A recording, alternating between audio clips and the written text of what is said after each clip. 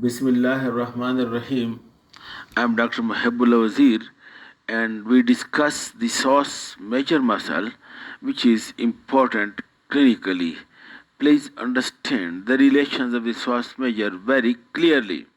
Note, look over here, please. Note kidneys and renal vessels, inferior vena cava and aorta. And then you can see this muscle. This is Psoas Major Muscle. And later to that, this small muscle which you can see over here, this is quadratus lumborum. And then this is the iliac crest, this is the iliacus. And this again Psoas Major. On the surface of Psoas Major you can see the ureter, and then this external iliac artery and external iliac vein. Okay, and then the Psoas Major come out over here. Again you look the same things over here. Look, these are the bodies of the vertebrae L1, L2, 3, 4 and 5 lumbar vertebrae. And then this muscle which you can see over here, this is the Psoas Major, and at the surface this small muscle which is the Psoas Minor, and later to that you can see this is quadratus lumborum and this is iliacus. And then this is a thickening in the fascia which is called as medial and lateral arcuate ligaments, from which originate the diaphragm. And you can see the Psoas Major passes above the arcuate ligaments. That's why the uppermost part of the Psoas Major is considered to be the part of the lying in the thorax, and part of it lies in the abdomen, and then it lies along the brim of the pelvis. You can see it over here. It lies along the brim of the pelvis and then comes out over here from posterior to the inguinal ligament into the thigh muscle lying in the thorax, in the abdomen, at the brim of the pelvis and in the thigh. Okay, what is the origin of the Psoas Major Muscle? The Psoas Major Muscle, it originates, look, number one, from the bodies of T12, L1, 2, 3, 4 and 5, lumbar 5 vertebrae at thoracic 12.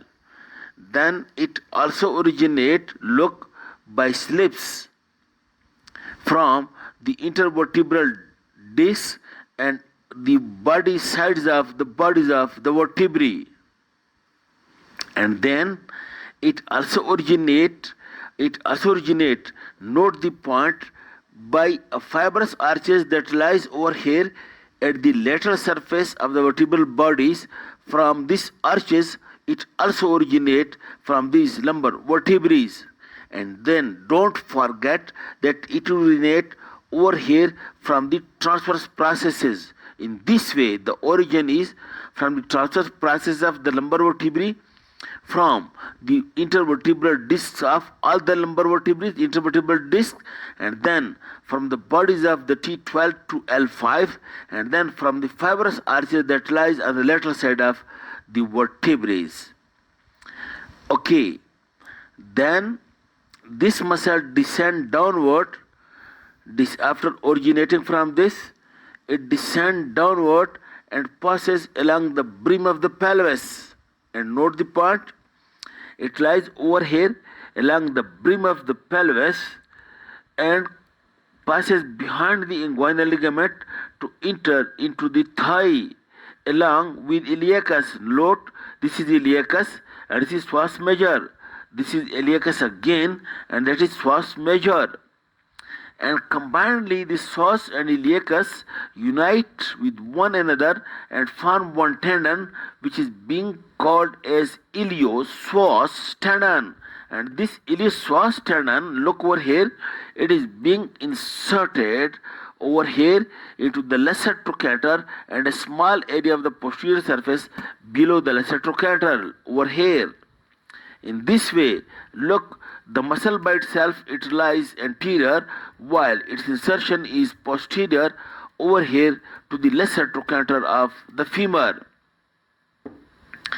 Alright, note the relations of the Psoas Major are very important. And you look over here, anterior or at the anterior lateral part of the Psoas Major, you can see lies the kidneys and the renal vessels. Look, and posterior to the Psoas Major, it lies the over here in this area the quadratus lumborum, and while superior upper part of the Psoas Major while lying in the posterior mediastinum, it is being related to the pleura, and low down you can see anteriorly related to it is the ureter, and then medial to it over here is related the external iliac artery and external iliac vein, and low down below in the thigh anteriorly related to it is the femoral artery and femoral vein, and later to that is iliacus muscle, and medial to that is pectineus muscle. Over here laterally related is the quadratus lumborum, and over here comes out the ilioinguinal nerve. Note the point, the lumbar plexus, because look, these are the vertebrae. From over here come out the lumbar nerves, and these lumbar nerves enter into the substance of the Psoas Major, and note the point, the lumbar plexus is being embedded in the substance of the Psoas Major. And if you want to dissect the lumbar plexus, you will have to remove the quadratus, the Psoas Major muscle bit by bit. Then you can see the lumbar plexus because it is embedded in a substance. Okay, and while some other nerves, the femoral nerve lies at its lateral side, and you can see it over here. Look, the lateral cutaneous nerve of the thigh, which is also called a lateral femoral cutaneous nerve, and then the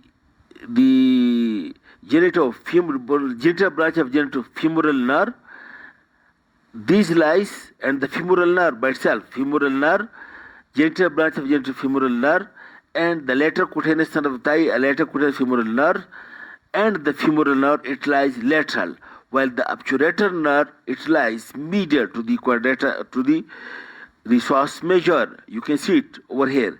The femoral nerve is on its lateral side, while obturator nerve lies over here medial to that. Okay, then in the thigh, over here, note the point, anterior to it lies the femoral vessels along with the femoral sheath.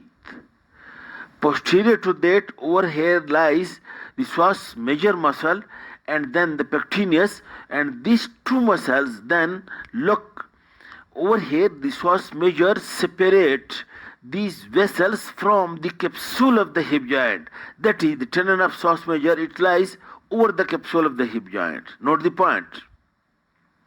Okay, these are in general the relations of the Psoas Major muscle which are important clinically. Now note another point. Look over here please. The Psoas Major, it lies in this gutter between the transverse processes and the vertebral bodies.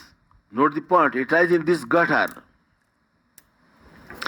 And this Psoas Major is being enclosed over here in a strong fascia, and this fascia is being attached medially to the bodies of the vertebrae and intervertebral disc. It is attached to the biovertebral disc, and laterally this fascia is attached to the tip of the transverse process of the vertebrae. In this way, a tubular sheath, which this border is attached to the vertebral bodies, intervertebral disc, while this border is attached to the transverse processes of the vertebrae.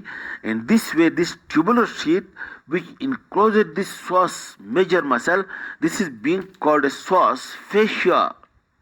And note the important point that the carry spine, that is tuberculosis of the vertebrae, if it tricks or if the pus if comes out from over here, it is being then enclosed in the psoas fascia, which we call it as psoas abscess. Well, the common cause of psoas abscess is the caries spine or the tuberculosis of the vertebral bodies. But because the psoas major then comes down from behind the inguinal ligament into the thigh, that's why it may be that over here there is an abscess or cold abscess, but that will be because of the psoas abscess, which is because of the caries spine or tuberculosis of the vertebrae. Okay, now the nerve supply of the psoas major is by these lumbar nerves, which comes out from this intervertebral disc and supply for intervertebral foramen and supply the psoas major muscle. Now what is the action of the psoas major? Note the point. Look, the psoas major, look, comes from over here, lies anterior to the hip joint. That's why all the muscle anterior to the hip joint, it is a flexor. So the psoas and iliacus, this iliacus and psoas combinedly is a powerful flexor of the hip joint, especially for example when you are lying on the bed and then you want to sit, then at this time a powerful flexor is being needed from lying to sitting. At this time the iliopsoas combinedly act at the hip joint to flex the hip joint. Secondly, note the point. Look, it is coming from anterior to posterior. That's why when it contracts, in addition to the flexion, it will cause lateral rotation of the hip joint, because it comes from over here and gets inserted over here into the posterior, into the lesser trochanter, into this one. It's a trochanter. Okay, then look, when the psoas and iliacus of one side acts along with the psoas and iliacus of both sides, when these four muscles acting together, that and it causes flexion of the trunk, as it is being helped by this rectus abdominis, then it also helps, then the four muscle acting on both sides, it helps in flexion of the trunk. But if only one muscle acts alone on one side, then it causes lateral flexion of the trunk. But if both muscles act of the both sides, then they cause a flexion of the trunk on the front. When one alone, it causes lateral flexion, and then it also helps in stability of the trunk over the hip during walking or running. These are the actions and the short description of the psoas major. I hope it's along with the iliacus. Iliacus origin, note, it's very clear from the iliac fossa, and it is also being enclosed in iliac fascia. The psoas major is enclosed in psoas fascia. Okay, and then outside both these muscles unite with one another to form a common tendon, which is being inserted into the lesser trochanter, and the action of it is almost the same. Thank you very much. But this iliacus is being supplied by the femoral nerve, not by the lumbar nerve, while it is directly supplied by the lumbar nerves. Okay, thank you very much.